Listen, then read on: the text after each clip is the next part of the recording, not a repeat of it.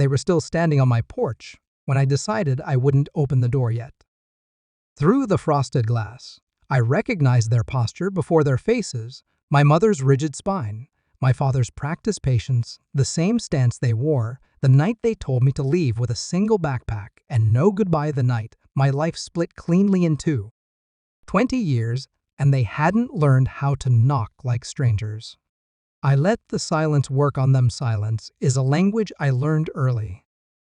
I was 16 when the world turned on my 10th grade test.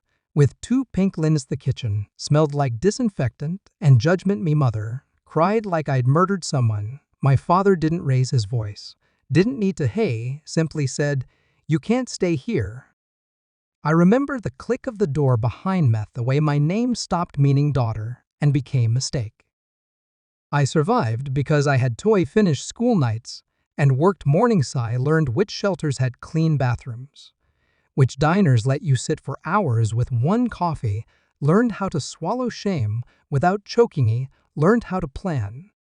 The baby came early, too early for a nursery, too early for mercy. Named him alone, in a room with broken blinds, and a nurse who didn't ask question. She didn't live long. Some losses don't scream, they whisper, then stay forever.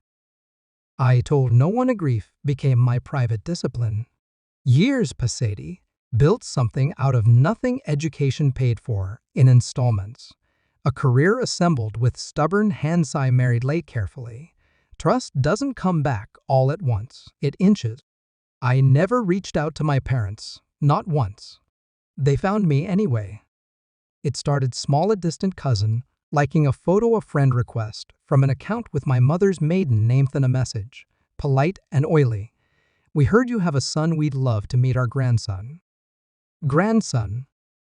The word landed wrong, heavy with entitlementas, if blood erased exaleas, if time forgave without consent. I didn't reply. Watched. He gathered screenshots, he pulled records, he remembered the skills. Survival taught me how to wait, how to make silence expensive.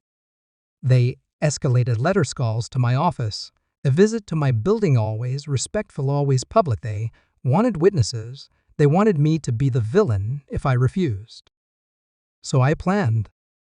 I registered the meeting as a family consultation at the foundation. I run neutral ground camera, staff paper trails. I scheduled it for a weekday morning, when the light is unforgiving and the truth shows up early. I dressed plainly. Power doesn't need decoration. When I finally opened the door, their faces softened into relief. Me mother reached out like she could touch time backward. Me father smiled, the same smile he used to close conversations. "We just want to see him," my mother said. "Our grandson." I nodded. Them inside. The building is quiet. At that hourglass walls, clean lines, names etched in steel. They didn't read them. People rarely read what they don't expect to see. We sat. Coffee arrived untouched. "I need to be clear," I said. My voice didn't shake. He had practiced this calm for decades. "You didn't come to apologize, you came to claim." My father frowned. "We're family." I slid a folder across the table. "Birth certificates, death records, dates, facts. Don't argue." My mother's breath caught. "What is this?" "This," I said, "is the truth you never asked for." I watched comprehension flicker, then fracture. "Let it happen slowly. Justice tastes better when it's chewed." "There is no grandson," I continued. "There was a son he did alone with me 20 years ago." Silence fell like a held breath, finally released. My father tried to recover. "Then what is this place?" I gestured to the glass wall, where the name gleamed. The second line, foundation beneath it, a dedication for girls who are told to leave.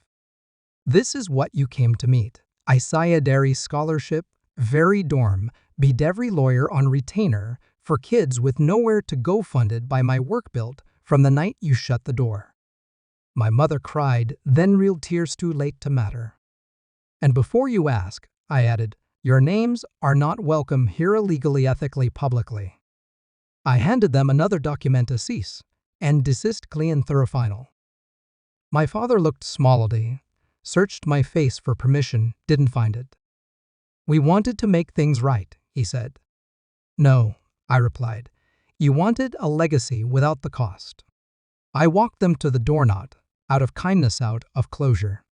On the porch, my mother whispered my name like a prayer she hadn't earned. I didn't answer. When the door closed, the building exhaled, so did I.